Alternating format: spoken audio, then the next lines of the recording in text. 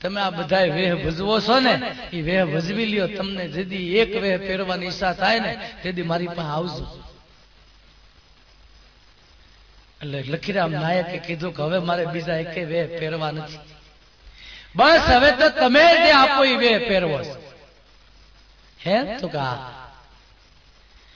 એક કામ કરો, તમે આજ નો દી રમી આવો. તમારા નાયકને ના પાડતા હો કે હવે મારે રમવું નથી. અને એ લખીરામ નાયક બીજે દી હાંજે રમવા ગયા અને એના નાયકને ચોખવટ કરી દીધી. એ કે આ છેલ્લો વેહ પહેરું છું, હવે હું કોઈ દી રમવાનો નથી. એટલે નાયકે પૂછ્યું હું કામ? એ કે બસ નથી રમવું હવે. એ કે એનું કઈ કારણ તો જણાવશો ને. અને તેથી એમ કહેવાય છે લખીરામ નાયકે કીધું તું કે આજના વેહમાં ઉતરું ને પછી હું તમને મારી ભજનની કડીમાં હું તમને કહી દઈશ.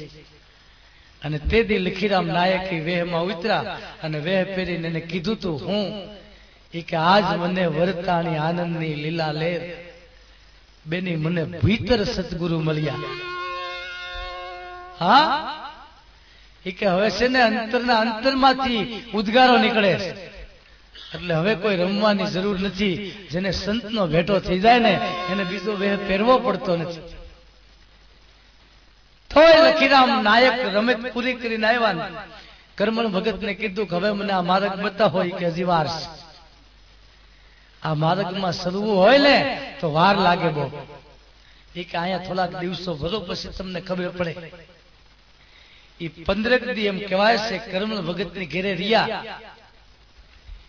એક દી એવું બન્યું કરમણ ભગત ધાબળો ઓઢીને હુઈ ગયેલા અને સવારના 4 વાગ્યા ને તે 8, 10, 15 જણાનું ટોળું આવ્યું. ડેલી કકડાવી લખીરામ નાયકે ડેલી ખોલી અને ડેલી ખોલી એટલે બધાના હાથમાં એક એક શ્રીફળ અને બધા અંદર પ્રવેશ્યા. અને અંદર પ્રવેશીને પછી કીધું ક્યાં છે કરમણ ભગત? દરિયો દેવ અમારે એને શ્રીફળ વધેરવા છે. એટલે લખીરામ નાયક કીધું હજી ભગત તો હુતા છે. એ કે ઉઠાડો ઉઠાડો અમારે પાછું દરિયામાં જવાનું છે.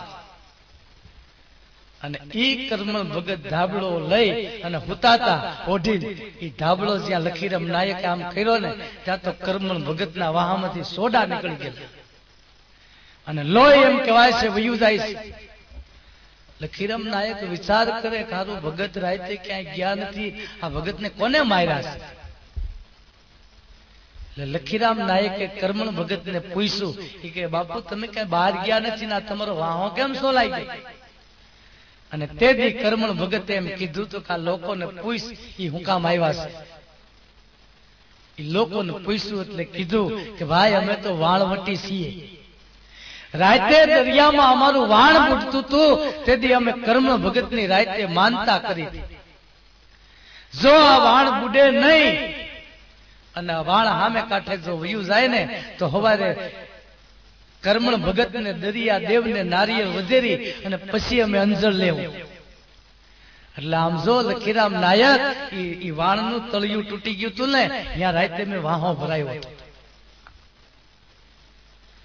એટલે આ માર્ગ જેને જોવો હોય અને જેને લેવો હોય ને એના પેલા વાહા સોલાય પછી ખબર પડે.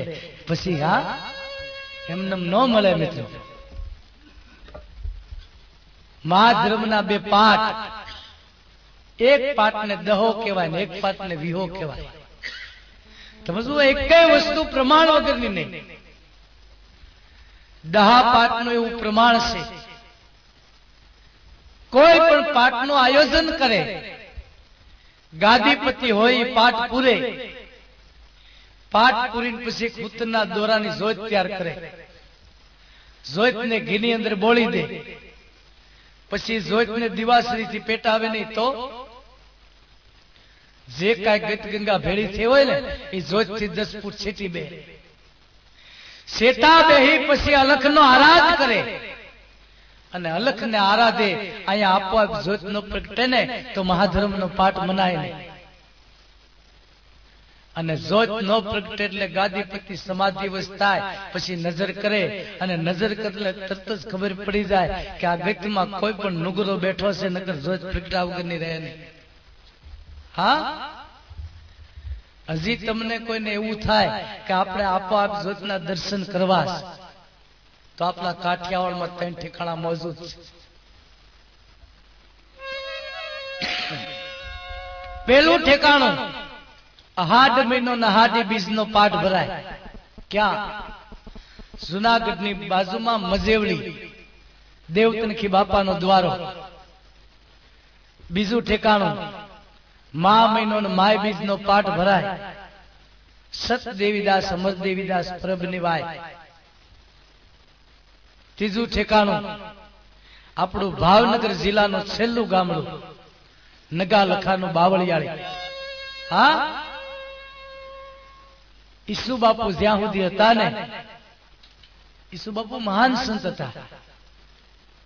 ઈસુ બાપુએ મને પણ એક ફેરે દર્શન કરાવેલા આપોઆપ જોતના. મને કહે બાપુ આ તો કલયુગ છે, નકર આપણે સંતો હું નોકરી એકી, આવું કીધેલું. અને આપોઆપ જોતના દર્શન કરાવેલા. ઈસુ બાપુ હતા ત્યાં સુધી બાવળિયાળીનો ઠાકરની જોત જ્યાં થતી ને ત્યાં મને અનુભવ છે કે આપોઆપ જોત પ્રગટતી. વિહો પાઠ, વિહા પાઠની એવી વ્યાખ્યા છે કે કોઈ પણ વિહા પાઠનું આયોજન કરે, ગાદીપતિ હોય, પાઠ પૂરે. પાઠ પૂરીને પછી એક જોત પ્રગટાવે, પછી એક અજિયા કરતા બકરીનું ધડથી મસ્તક જુદું કરતા, ધડને મસ્તકને હવાગજનું વેળું રાખે. આખી રાત બધા સંતો ભેળા બેહી ભજન કરે અને 4 વાગે કોળી પહાડ કર્યા પેલા બધી ગત ગંગા એક મના થાય અને એક મના થઈને અલખનો આરાધ કરે. અને અલખને આરાધે જો અજિયા બેઠી ન થાય તો મહાધર્મનો પાઠ મનાય નહીં. આ છેલ્લો પાઠ માટીનો અજિયાની કોળી પહાડ જેને કહેવામાં આવતી. હા, છેલ્લો બલિરાજાના વખતમાં આપણા અહીંયા બાજુમાં જ છે. નિષ્કલંક મહાદેવના જયારે દર્શન કરવા જાવ ને પછી કોળિયાકના હાચબના કોઈ મળે ને એને તમે કહેજો કે અમારે ધણી બાવાના પાઠના દર્શન કરવા.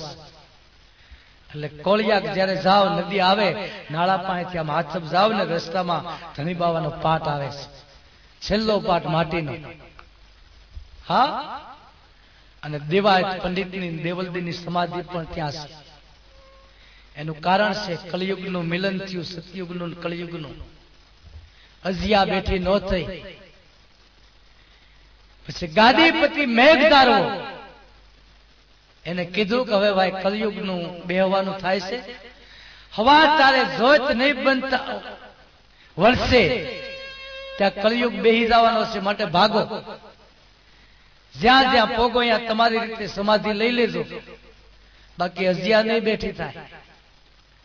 અને ઈ અજિયા ઉડીને પથ્થર થઈને પડી જુનાગઢ સૌરા મંડપમાં. હાલમાં હજી પડી છે, કોઈ દર્શન કરવા તો જજો. હા, આ છે આપણો તમારો મારો જૂનામાં જૂનો મહાધર્મ. અને લક્ષ્મણજી રામજીને પૂછતા હોય, લક્ષ્મણજી કે ભાઈ મને કયો આ ધર્મ કેવો છે? રામજી કે આ ધર્મ કેવો હોય તને ખબર છે? તો કે નહીં. હા ભલે લક્ષ્મણ.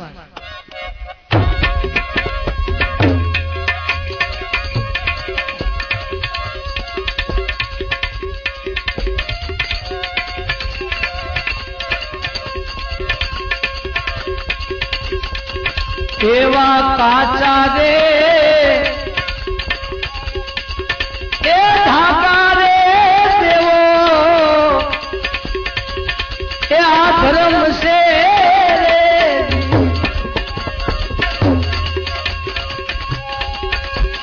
આજે ખબર દીધી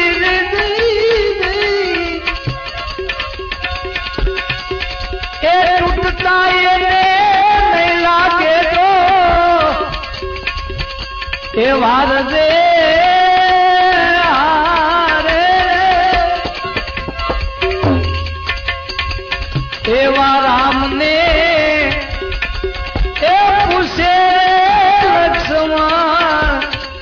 એ બાંધવા રે બાંધવા લક્ષ્મણ